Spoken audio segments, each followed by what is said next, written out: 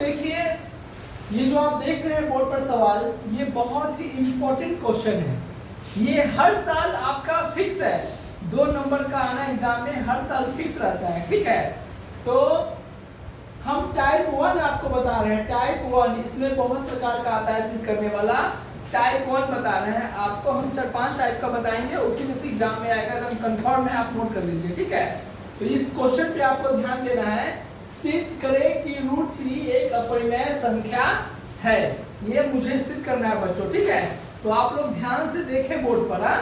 चलिए अब स्टार्ट करते हैं। सबसे पहले लिखेंगे हल। माना कि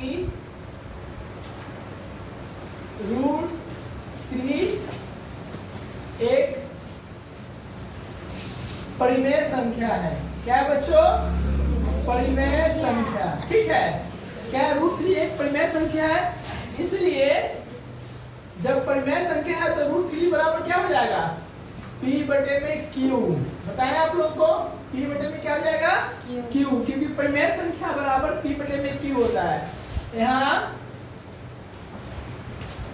ठीक है, P और Q अभाज्य संख्या है। क्या है बच्चों? अभाज्य संख्या। अभाज्य संख्या का मतलब ये होता है कि दो संख्याओं का मौसा एक आए, उसे अभाज्य संख्या कहते हैं।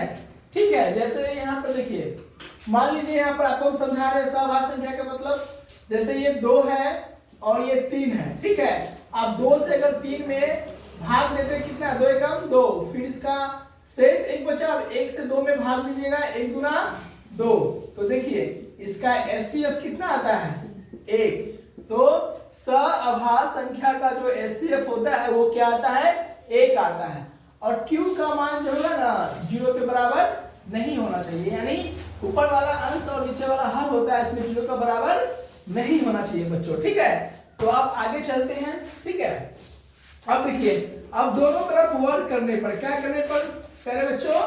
अब दोनों तरफ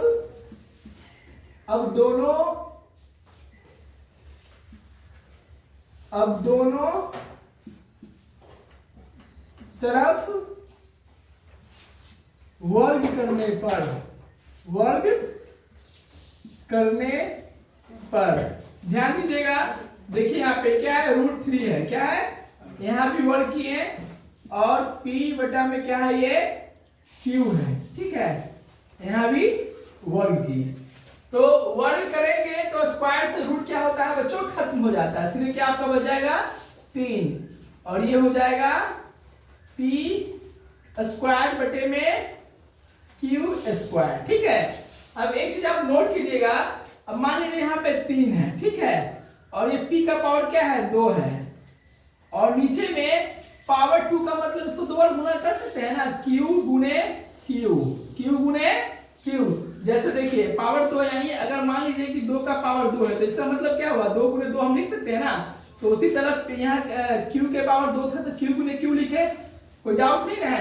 अब क्या कीजिएगा? तिरछा गुना करने पर ना एक Q को हम इसके साथ गुना कर देंगे, तो क्या होगा? ये 3Q बटे में क्या हो गया? P स्क्वायर बटे में Q।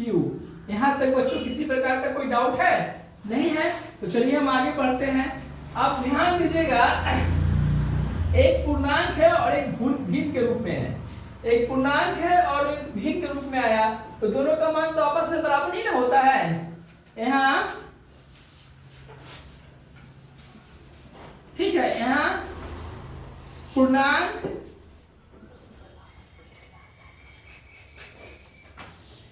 नॉट इक्वल भिन्न। यहाँ पूर्णांक नॉट इक्वल क्या होगा? भिन्न, यानी कहने का मतलब पूर्णांक संख्या तो भिन्न के बराबर नहीं ना होगा। अतः हमारी मान्यता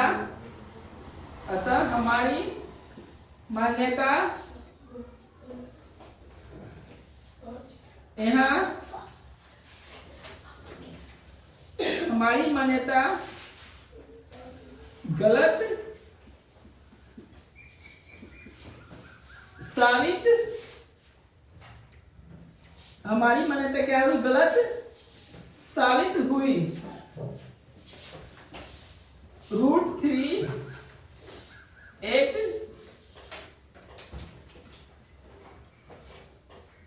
अपरिमेय संख्या होगा, साबित हुआ। क्या हुआ,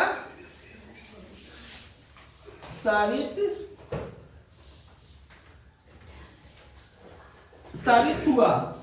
ठीक है, इस सवाल में कोई जान नहीं है, बस इसी टाइप का बहुत सारा सवाल होगा, जैसे √3 हो गया, √2 हो गया, √5 हो गया, तो आप इसको आसान तरीके से बना सकते हैं। ठीक है, तो सबसे पहले बच्चों आप लोग देखिए, ध्यान दीजिए, बहुत आसान सवाल है। तो इसमें सिद्ध करें कि √3 एक अपरिमेय संख्या है। तो माना कि √3 एक परिमेय संख्या है, इसलिए √3 बराबर p बटा में q। यहाँ p और q सअभाज्य संख्या है, q नॉट इक्वल 0। सअभाज्य संख्या का मतलब आपको हम यहाँ बता दिए, जिसका एलसीएम क्या, HCF क्या है, 1 आना चाहिए। अब दोनों तरफ वर्ग करने पर, वर्ग करेंगे तो स्क्वायर से रूट खत्म हो गया और p स्क्वायर बटा में q स्क्वायर हो गया। ठीक है, ऊपर p स्क्वायर q को 2 बार गुना करेंगे, q गुने q। यहाँ एक q को क्रॉस मल्टीप्लाई करेंगे 3 के साथ, तो 3q बटे में p स्क्वायर बटे में q हो गया। यहाँ पूर्णांक नॉट इक्वल भिन्न, अतः हमारी मान्यता गलत साबित हुई। √3 एक अपरिमेय संख्या होगा, साबित हुआ। और मुझे यही चीज साबित करना था। और आप लोगों को समझ में आया तो लाइक और शेयर जरूर कीजिएगा। धन्यवाद।